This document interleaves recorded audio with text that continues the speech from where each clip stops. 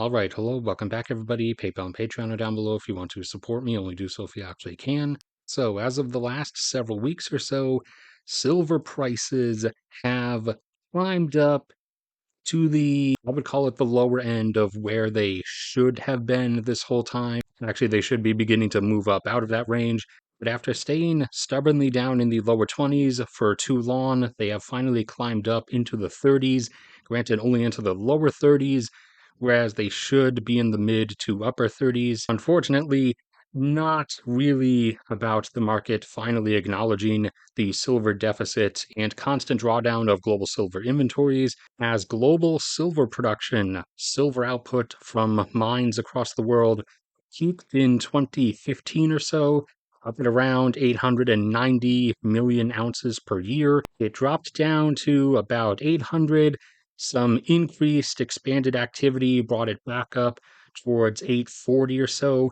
However, from there, it's been falling back down again, continuing its decline, and is down at around 820 or so at the moment. Meanwhile, global silver demand, in large part driven by the surge in solar panel production, as solar panels require silver, a demand boom that will only be expanding as now many countries want to do double-sided solar panels and put mirrors or other reflective things underneath the solar panels. So there's a backside that will then absorb light from the mirrors. The mirrors and reflective surfaces also needing silver, as that's one of the key reflective components of those. So the amount of solar being consumed in the production of solar panels is already ballooning, and even that rate itself might double soon. The amount of solar panels being manufactured back in the very early 2010s or late 2000s was only enough to need less than 50 million ounces of silver per year. However, now we have jumped all the way up to the point where solar panel production is eating up 230 million ounces per year. Silver is also used in electronics, things like phones and computers and whatnot. That amount has more gradually increased, but electronics demand total has gone from 210 up to about 250 million ounces per year. And even electric vehicles, EVs, are now suddenly coming onto the scene as a silver demand source. Now, silver is a new additive component to different types of EV batteries, as it's been discovered to be an efficiency increaser. So now with that, electric vehicle demand for silver has started climbing up really fast, jumping from 10 up to now 40 million ounces per year over just the last few years. So we've had this constantly increasing demand, and in the case of photovoltaic demand for silver, ballooning demand, which might even double itself really soon.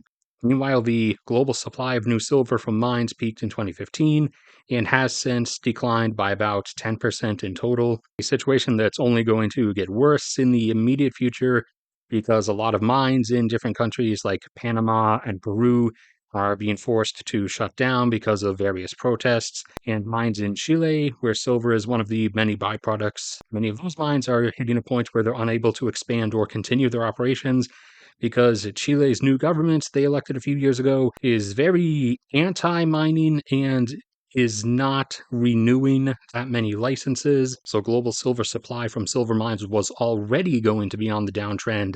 However, now these additional factors are going to make that even worse. So compound that with this increasing demand issue, and we have the situation that we're currently facing, in which previously global silver inventories had actually gotten up to about 1.7 or 1.8 billion ounces hanging around. However, towards the later 2010s, as supply was dropping and demand was overshooting it, that began to tip downwards. It fell down to 1.7, and then in these last 3 or 4 years dropped from 1.7 down to 1.2. And this year, with the staggering deficit that is in place now, it is going to drop from 1.2 all the way down to a flat 1 billion ounces. And that's the current situation we have with global supply and demand of silver, and why silver prices really should be a decent bit higher even than the point they've climbed up to now. They honestly should be around or above 40. All right, that's it for this one. So thank you everybody for sticking around and listening. Like if you enjoyed, subscribe if you haven't already.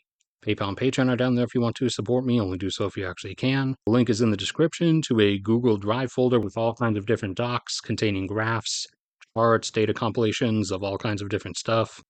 That's there 24/7. It's free. A link to my cat's channel will be in the top pinned comment. May God bless and protect all of you, and I will see you all around next time.